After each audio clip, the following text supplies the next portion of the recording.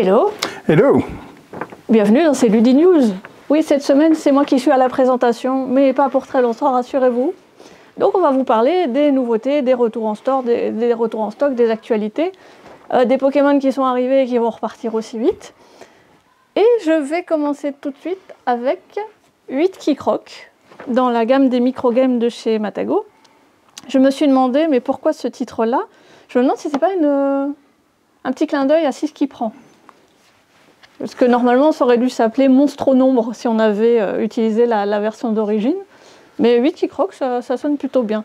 Alors, je vais m'approcher pour vous montrer le dedans du jeu. Ce sera plus facile pour expliquer. Il n'y a plus personne.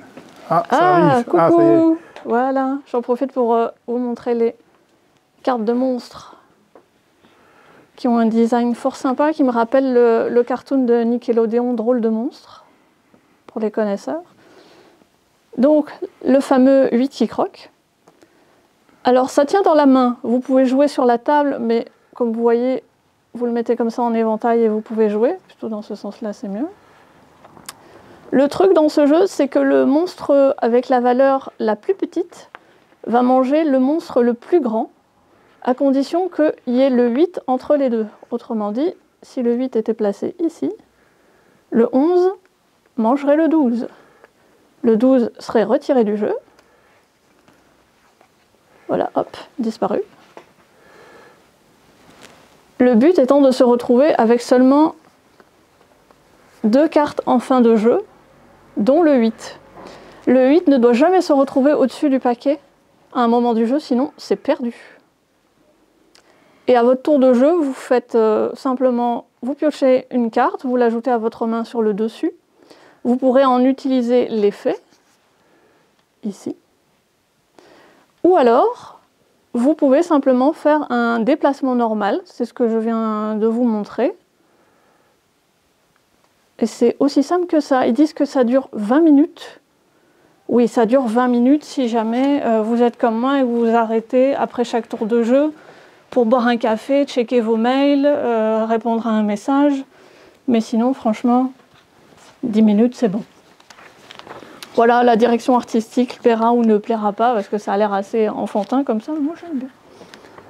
Et, dans les micro-games, Matago, ils aiment bien faire des jeux de mots. Hein, donc il y avait au griffon, fonfon et tout ça. Donc je pense effectivement que ce n'est pas anodin d'avoir fait 8 Keycroc qui fait vaguement penser en termes de titre, hein, uniquement en termes de titre, à 6 qui prend. Moi, la mécanique m'a un peu fait penser à l'île des prédateurs, mais inversée du coup, puisque c'était Tout à fait. Donc, oui, c'est souvent ceux qui ont aimé l'île des prédateurs, je pense que c'est pour eux. Sera donc pour moi également. Ça, c'était ma copie. Parce que normalement, j'aime pas trop les casse-têtes, mais là, comme ça dure pas trop longtemps, on n'a pas trop le temps de se lasser. Voilà, nous allons passer maintenant à la petite vedette du jour, Sail. Tu m'as épargné le nom de l'auteur et je t'en remercie. Oui, oui, oui. Il n'y a pas d'auteur. Dans 8 Keycroc? Si, mais effectivement, je t'ai épargné. C'est gentil. Pourtant, je m'étais entraîné. Depuis hier, je m'entraîne à dire Milan Zivkovic. Tu vois, on y était presque. Ouais, c'est ça qui nous avait fait Rove et Battle Quest. Battle Quest, oui, c'était pas mal, effectivement. Un petit jeu d'escarmouche juste avec des cartes. Rove, moi, j'avais pas aimé. Ben non, encore une fois, c'est un casse-tête. Pourtant, je suis très très fan de la gamme solo de Matago, des micro-games de Matago versus Button Shy. Ouais, mais ils peuvent pas être tous bons dans la gamme. Non, du tout. Je vous conseille encore l'excellent au griffon fonfon. Et l'excellent l'île des prédateurs, voilà. Et maintenant l'excellent 8 Keycroc. Allez, voyons voir ça. Alors, qui c'est qui nous a fait ça? Weberson Santiago. Ah non. Non. Ah non, ça c'est l'illustrateur. Ah merde. J'ai essayé. Hein. Ben, il n'y a pas d'auteur. Ah, il n'y a pas d'auteur, décidément. Akiyama Koryo et Kozu Yusei. Ça va, c'est passé tout seul. Mais oui, on a l'habitude, maintenant qu'on fait des jeux de billes, qu'on les importe du Japon. C'est une galère. Allez voir les vidéos règles des jeux de billes quand je vais dire les noms des auteurs et les noms des illustrateurs. Incroyable. Et ils nous ont fait quoi, ces braves gens? Qu'est-ce qu'ils nous ont fait? Rien. Alors, j'ai fait mes petites recherches. Ils travaillent toujours ensemble. Ok. Et ils ont fait notamment Cachamot.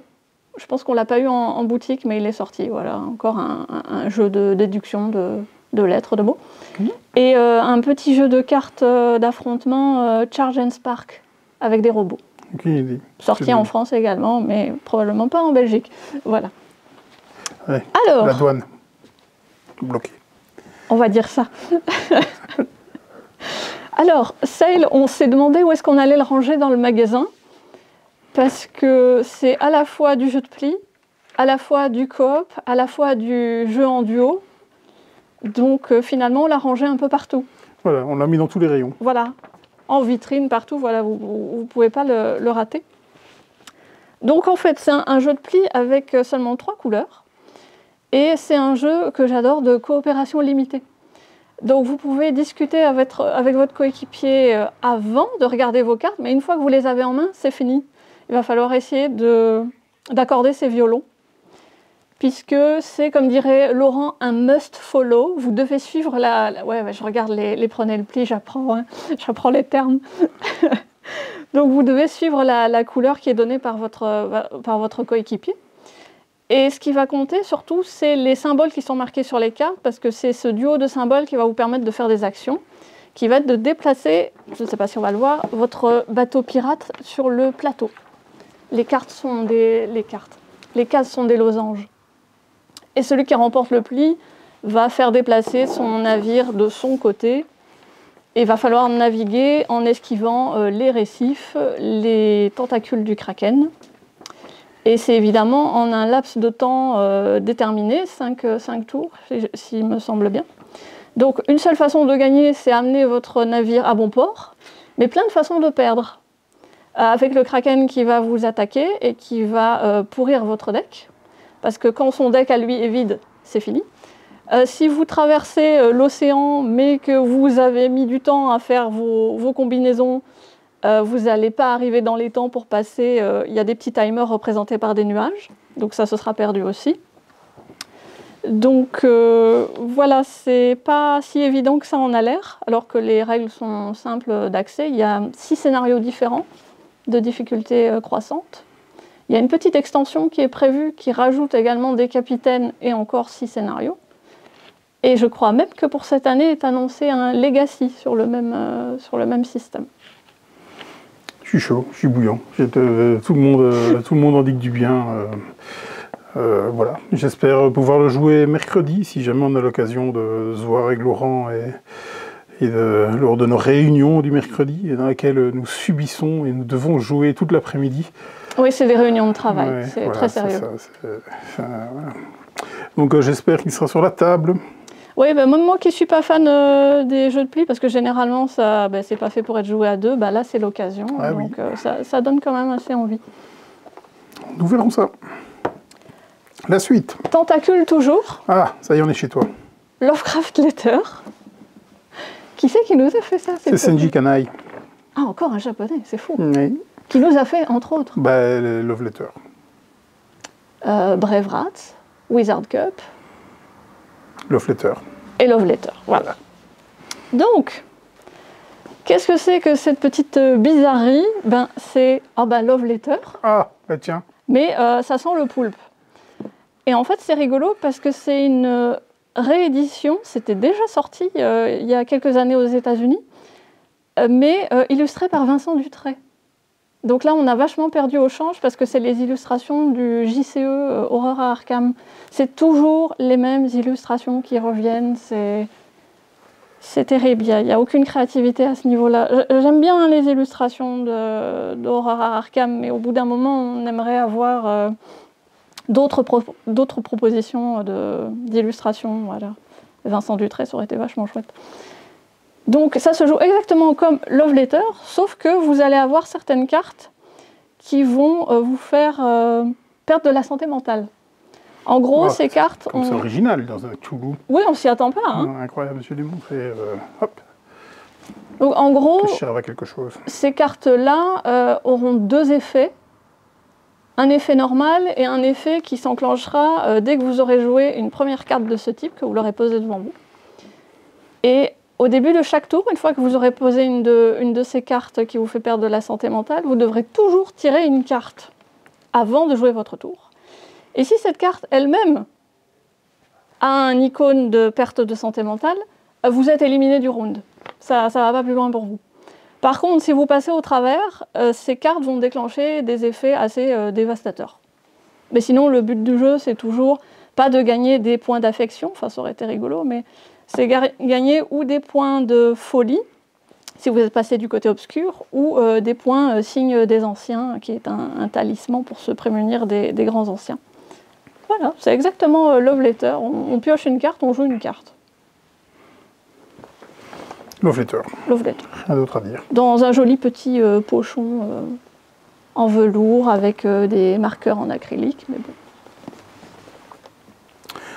Pochon en velours, tu dois être ravi. Oui, pochon que je ne peux pas toucher, donc. Mais voilà, je le regarde de loin et je dis « Oh, c'est joli !» Oui. C'était déjà le cas dans le Love Letter, par exemple. Moi, j'ai Oui, mon Love Letter. effectivement. Mais il y a eu tellement de rééditions que... Oui. La qualité a peut-être varié. C'est ça. Alors, on en parlait la semaine dernière. Villainous. Oui. Dis-moi. C'est Morsure Sucrée. La 7e extension, il me semble, pour Villainous de nom. Donc pas une des dérivations du Marvel ou du Star Wars, ce genre de choses. Et c'est Michael Mulvihill qui nous a fait ça. Je pensais que ça allait être Prospero Hall. Oui, pour le coup, non, c'est quelqu'un d'autre. Prospero Hall, qui est bien entendu un collectif, comme tout le monde le sait. Exactement. Franchement, il n'y a que les débutants qui ne le savent pas. Incroyable, voilà. Vraiment, si vous ne savez pas ça. Voilà. Bon, c'est une private joke, non même pas, parce qu'elle était sur la chaîne où je me suis fait du Jean-Michel à peu près.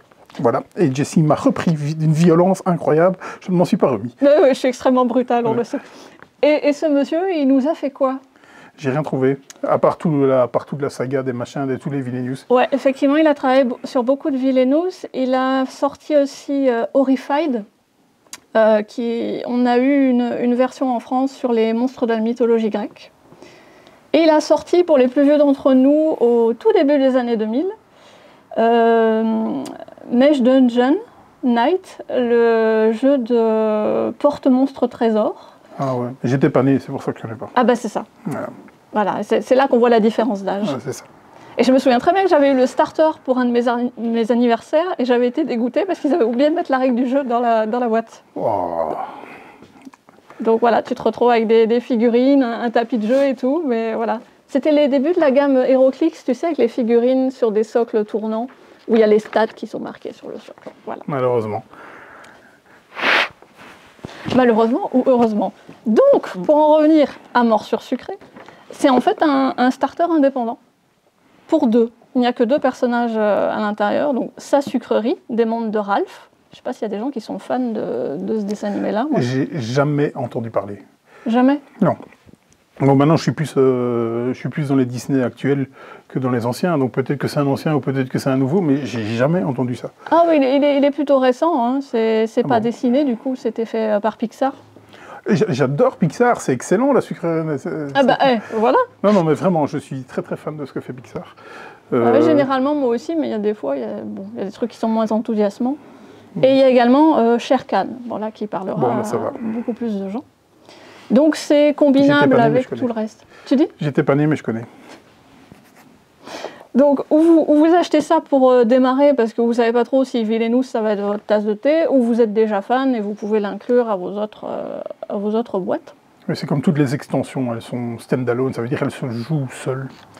Bah, ce qui est plutôt malin. Oui, c'est bien, c'est très bien même. Alors le matériel est toujours superbe, hein, pas de souci là-dessus. Et donc, sa sucrerie, il a une petite particularité, c'est que sur son plateau, au lieu de se déplacer comme le font les autres, pouf, pouf, pouf, pouf, pouf, pouf, il se déplace dans sa petite voiture sur un circuit qui fait une forme de 8 à l'infini. Et il doit faire la course contre son ennemi juré, Vanellope. Et donc, en fait, lui, il perd si jamais elle le dépasse. Et pour Shere Khan, son truc, je ne sais pas pourquoi Shere Khan, on considère que c'est un méchant, parce qu'après tout, il se méfie des êtres humains, il a bien raison. Donc qu'il veuille zigouiller Mowgli, ça me paraît logique. C'est son but dans le jeu, c'est zigouiller Mowgli et contrôler le feu rouge des hommes. Donc bah oui, il n'a pas envie que les hommes foutent le feu à sa forêt, c'est logique. Il se défend. Et il se défend, c'est ça. Voilà. Et il se défend avec les singes du roi Louis et K et ses anneaux. Et la petite particularité de K, c'est qu'il peut être à 3 endroits différents du plateau. et que quand il se fait attaquer, vous pouvez défausser ou ses yeux ou ses anneaux pour éviter de défausser K. Voilà.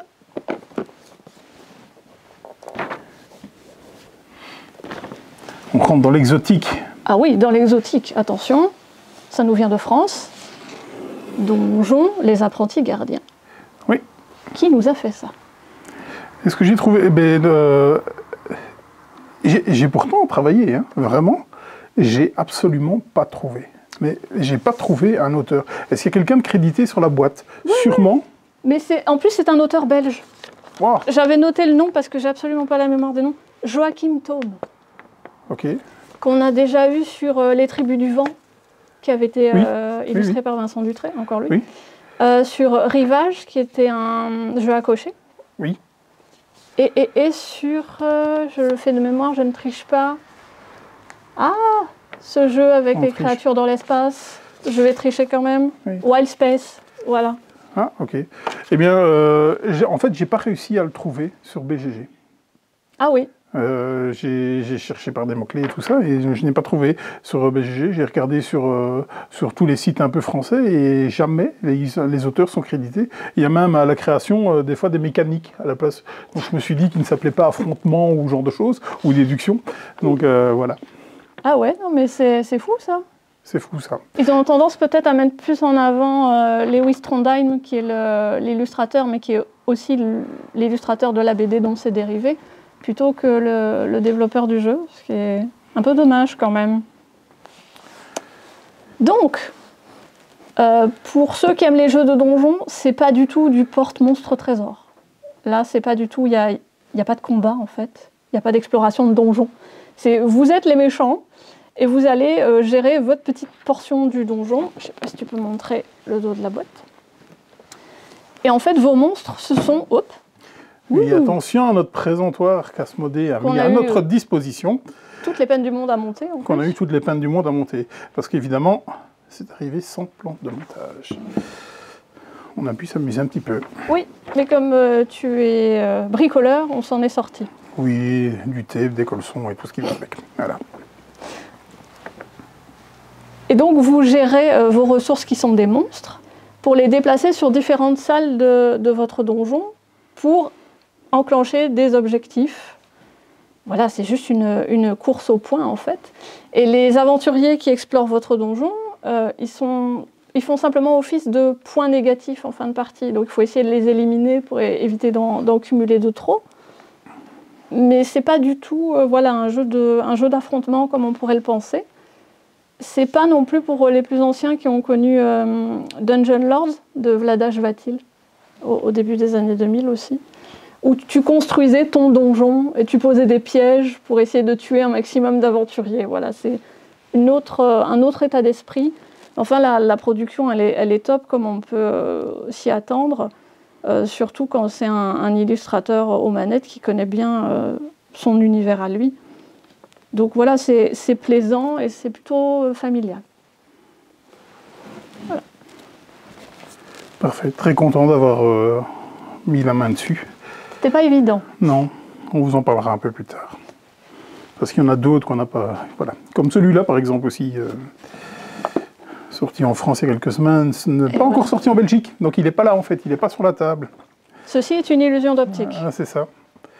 Alors, la première extension pour The Veil of Eternity, souvenez-vous, décembre 2023, c'était la folie, tout le monde voulait The Veil of Eternity. C'est ça. Et puis ensuite, il a complètement disparu des radars, j'en ai plus entendu parler, parce qu'un jeu chasse l'autre, et puis bon, la hype... la rupture. Voilà. Mais quand il est revenu quand même quelques mois après, quand il est revenu, il a redémarré, ce qui n'est pas souvent le cas dans ces cas-là. Ah oui, c'est vrai, il avait repris. Il avait repris, oui. Et du coup, est-ce qu'on a des exemplaires de base en boutique ou on a juste l'extension? Je vais donc aller voir ça dans le rayon, parce que je n'en sais rien, parce que comme je ne suis pas tout le temps au magasin, il me semblait en fait qu'il en restait quand même, je crois qu'il nous en restait un, et je me demande s'il n'est pas en vitrine. Ça, c'est toi, la maîtresse de la vitrine. Assurément pas. Non. Et donc, nous n'avons plus de jeu de base. Est-ce qu'il est possible d'en recommander? On verra. Oui, sûrement. Ok. Sûrement. Très bien.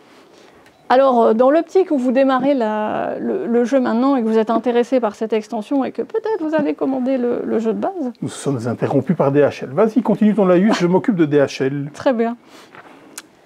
En fait, c'est une extension qui contient 2 modules de jeu que vous pouvez mixer ou pas.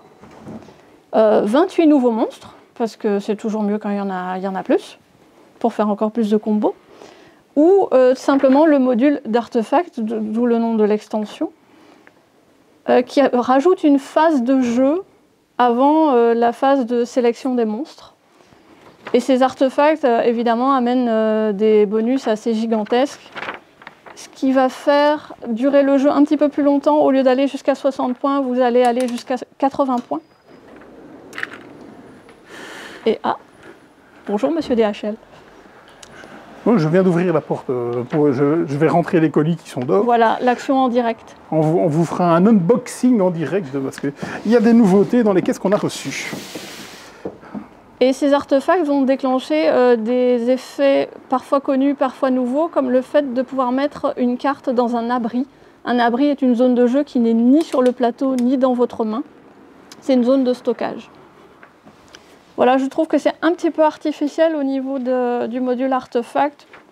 Je ne suis pas sûre que le jeu avait besoin de ça. Par contre, les 28 monstres en plus, ça, c'est toujours bon. C'est tout pour moi. Et là, c'est le moment unboxing avant que ce soit le tour de Cédric. Ouais, c'est à moi. Je suis désolé, je fais plein de bruit. Hein. Mais je voulais juste vous montrer 2 jeux. Et ça tombe bien, ils sont en plein dans le premier carton. C'est parfait. Je voulais juste vous montrer 2 jeux que, bien entendu, on vous parlera la semaine prochaine parce que j'ai absolument pas eu le temps de les bosser. Vous me direz, qu'est-ce qui change à l'habitude. Donc, mais dis donc, c'est à moi alors. Oui, à toi l'honneur. Ah, hello, je suis là. Donc on s'est déplacé dans le magasin parce que, comme on tourne fort tôt le matin, le soleil est quand même levé et donc le soleil est juste dans les vitrines. C'est une surexposition, tout ce qu'il y a de plus terrible. Je trouve pas ça beau, personnellement. Donc je ne suis pas persuadé que ce soit le meilleur endroit pour retourner, mais vous nous aviez dit que vous préfériez une vue un peu plus proche que ce qu'on faisait avant dans la salle de jeu qui est là-bas. Donc on s'est dit, on va essayer là, dites-nous si ça vous plaît, si ça vous plaît pas, on va s'adapter, on va faire le tour du magasin, on vous présente le rayon duo et le rayon roll and ride qui est juste dans mon dos. Allez, du côté, on continue avec les nouveautés, on a reçu Panda Spin, qui nous a fait ça s'il te plaît. Oh, Karl Schudig, on en parlait la semaine dernière. Ah oui, avec innovation. Donc, et la gloire de Rome. Et la gloire de Rome, que j'aime beaucoup malgré ma dernière partie où j'ai encore du mal à m'asseoir et c'était il y a plusieurs années. Donc voilà. Qu'est-ce que c'est ? C'est pas un jeu de pie, c'est un jeu de défausse. Par contre, vous connaissez mon amour pour les jeux de défausse si vous suivez la chaîne qui est Golden Meeple où on parle des jeux de pie et de jeux de défausse. Et quelle est la particularité d'un jeu de défausse ? Il faut se défausser de ses cartes comme c'est original. Jusque-là, tout va bien. Mais quand vous ne gagnez pas le pli, vous allez récupérer des cartes que vous allez pouvoir faire pivoter à 180 degrés. Tu voulais montrer ? Ok. Oui, je voulais montrer juste. Oui, vas-y, dis. Fox Spirit. Oui. Parce que lui aussi, il a cette même mécanique de on retourne des cartes, on les retourne seulement quand on est premier joueur. Sinon, nos cartes sont bloquées dans un sens. Et c'est pas mal parce que je trouve ça plus malin que Panda Spin, personnellement. Voilà. Je ne suis pas forcément très objectif sur ce mais moi, jeu-là. tu peux casser les jeux de défausse autant que tu veux, je serai toujours de ton avis. Donc, videz votre main, tout simplement, mais quand vous revenez plus fort, donc, par exemple, si une carte, vous jouez par exemple un 3, je sais pas quoi, vous la récupérez, vous la retournez, ce sera peut-être 3-8, donc elle va faire un brelan directement, et donc vous allez pouvoir jouer et défausser votre main. Donc il avait bonne presse, hein, même si j'ai vu qu'il y en avait qui le descendaient plutôt pas mal. Il était très attendu, je pense qu'il était sur financement participatif, il me semble. Et donc là, ici, c'est une version franchisée par Matago. Et pour l'instant délice de la connaissance, saviez-vous qu'en japonais, le panda s'écrivait avec le kanji du chat et de l'ours ? Mais dis-moi, ne sommes-nous pas des Wikipédia en puissance ? Mais absolument. Voilà. Living Forest Duel. Dis-moi. De Aske Christiansen. Oui. Il a fait quoi ? Ben, Living Forest. C'est déjà pas mal, il est dans la continuité. Et il est annoncé pour cette année avec Rising Culture. Ok. En duo avec monsieur Francesco Testini. Ok, bon, aucune idée. Tiens, il a fait Momiji, le petit jeu de cartes. Ah oui, ok. Non, mais aucune idée du jeu, je verrai bien. Peut-être qu'on le verra lundi. Lundi, on va en journée pro chez Asmodée. On va revenir avec plein de choses que... Normalement, c'est jusqu'à Essen. On devrait voir les choses jusqu'à... Ah oui, quand même. Jusqu'à Essen, oui. Qu'est-ce qu'on va faire? C'est dans Living Forest Duel. On va jouer contre quelqu'un. Donc jusque-là, tout est cohérent dans le nom. Et comme dans Living Forest, on va essayer de gagner avec une des façons principales de gagner. Donc là, il y en a 4. Je pense que vous pouvez gagner avec les incendies, avec les animaux qui sont à votre faction, donc hiver ou été, avec les arbres aussi, entre autres.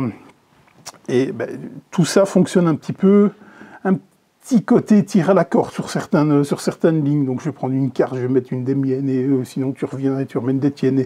Et alors il y a le petit seigneur ou l'esprit du feu, je sais pas quoi, Onibi, oui, qui lui aussi va se balader. Et c'est aussi une des conditions de victoire. Donc si vous arrivez à le mettre chez votre adversaire, il va revenir chez vous, mais s'il retourne chez votre adversaire, ce sera une des conditions sur laquelle ce sera terminé.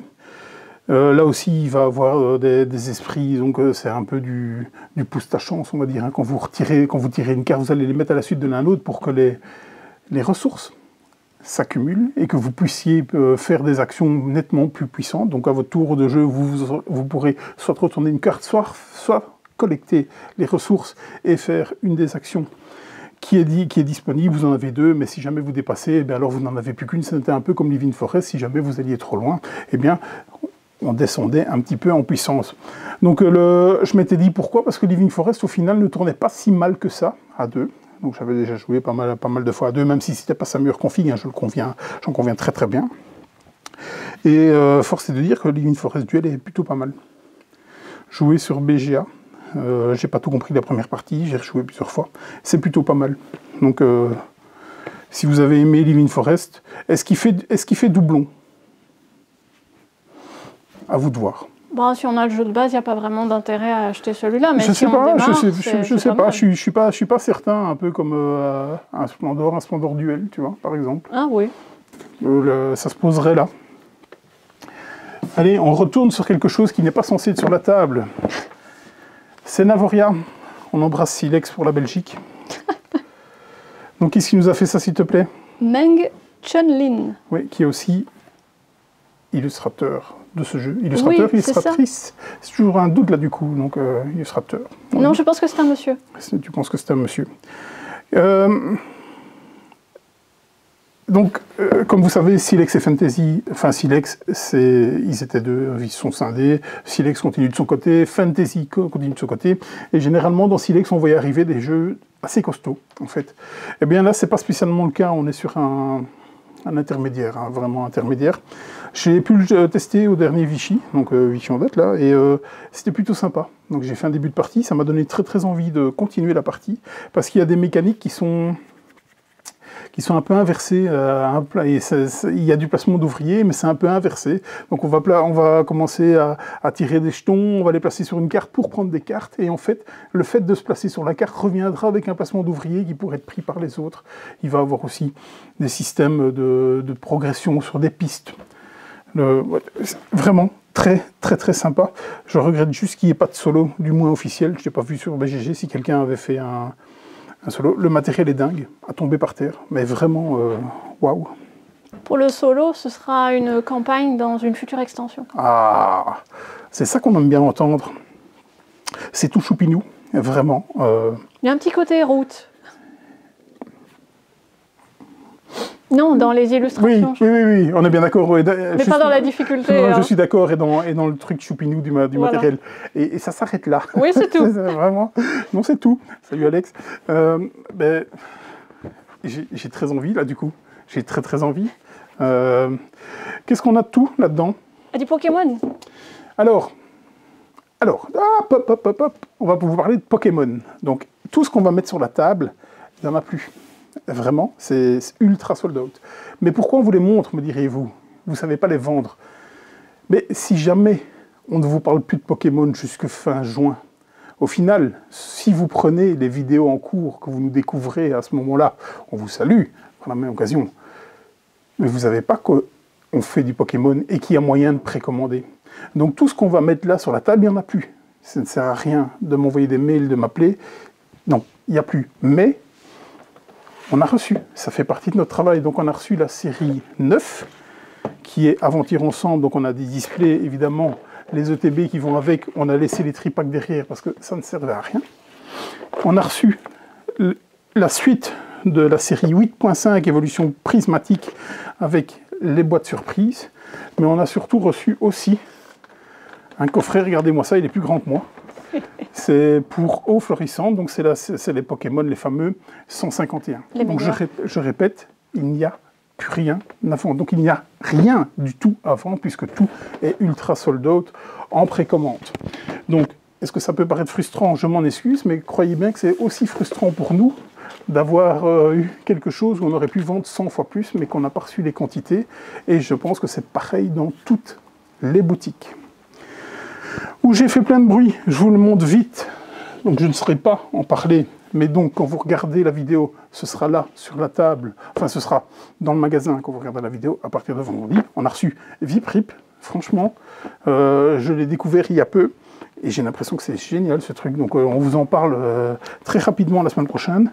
Des Dream, j'étais pas spécialement convaincu de le reprendre, celui-là, parce que c'est un Roll and Buy, Flip and Buy, Roll and Buy, et au final, les Roll and Buy, je pense que la mode est passée. Moi, c'est une mécanique que j'aime énormément, les Roll and Buy, vraiment.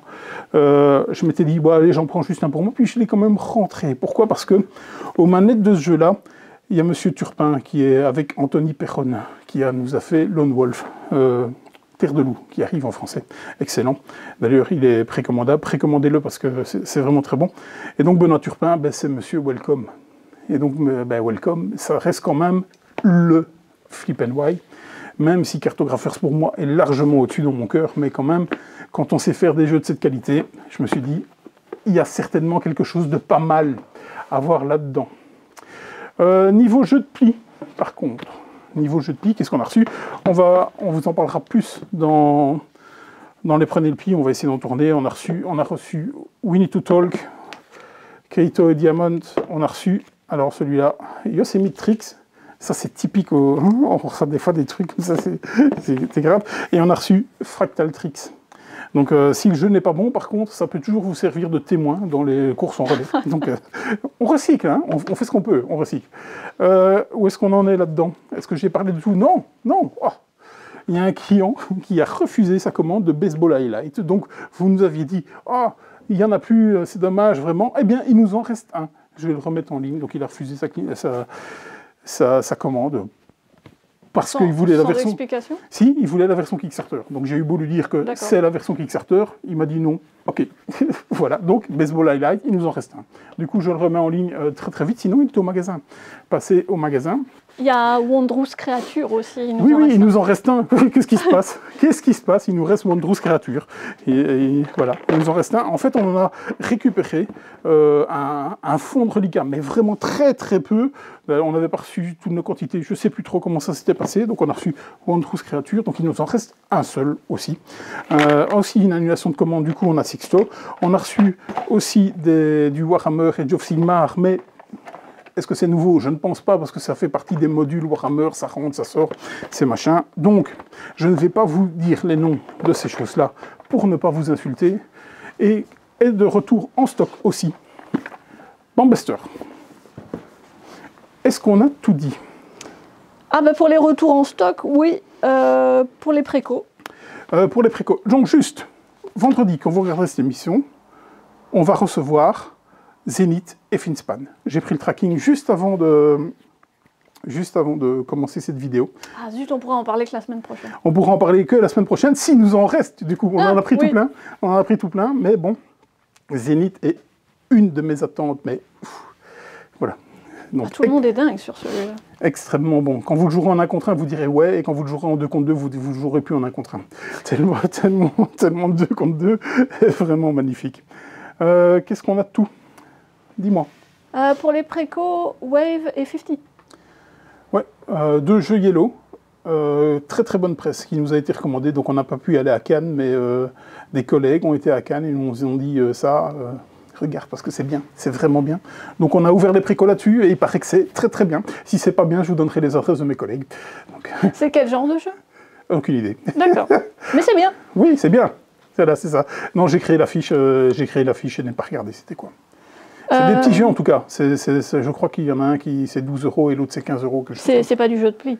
Je ne pense pas, pas que je sache. Jean-Michel à peu près ne va pas se lancer là-dedans. Et le Kickstarter de la semaine, Fromage. Fromaggio, oui, c'est ça. Fromage est revenu avec son extension, donc on a repledgé, parce qu'on avait déjà pledgé le jeu de base, donc on a pledgé l'extension. On va faire revenir des jeux de base en même temps que l'extension. Et alors il y a aussi, mais ça j'ai oublié de le dire, Abemus Papam. Salt and Pepper Game, je pense. Voilà, il était dans notre radar et donc il a été pledgé aussi. Donc ça n'est pas encore en ligne, mais de même que Fromaggio. Mais c'est juste pour vous dire qu'on va en avoir. Donc généralement, on essaye que les conditions soient meilleures que sur les plateformes de financement participatif. Donc vous gagnez généralement soit de la TVA, soit des frais de port, soit les deux. Mais ça, c'est vraiment très très rare. Ça, je vous le dis déjà, parce qu'il faut quand même qu'on gagne sa vie aussi. Mais voilà. Et puis surtout, pour la communication, c'est plus simple. Si vous avez un problème avec un Kickstarter et que vous n'êtes pas passé par une boutique, voilà. Mais de toute façon, nous, on renvoie vers la maison d'édition, quoi qu'il arrive. Hein. C'est quand même eux qui sont responsables de ce qu'il y a dans la boîte, quoi. Donc, au final... Oui, mais vous pouvez donner des explications sur le pourquoi du comment des choses, quoi. Dis-moi, la suite. Un petit mot sur les vidéos. Oui, j'ai passé ma journée d'hier à monter.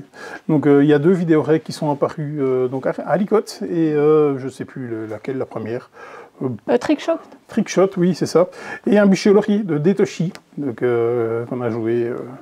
Allez voir, vraiment. Donc Detoshi, il est sur la chaîne de Luddy Corner et Alicote, c'est Trickshot, c'est sur la chaîne de Golden Meeple.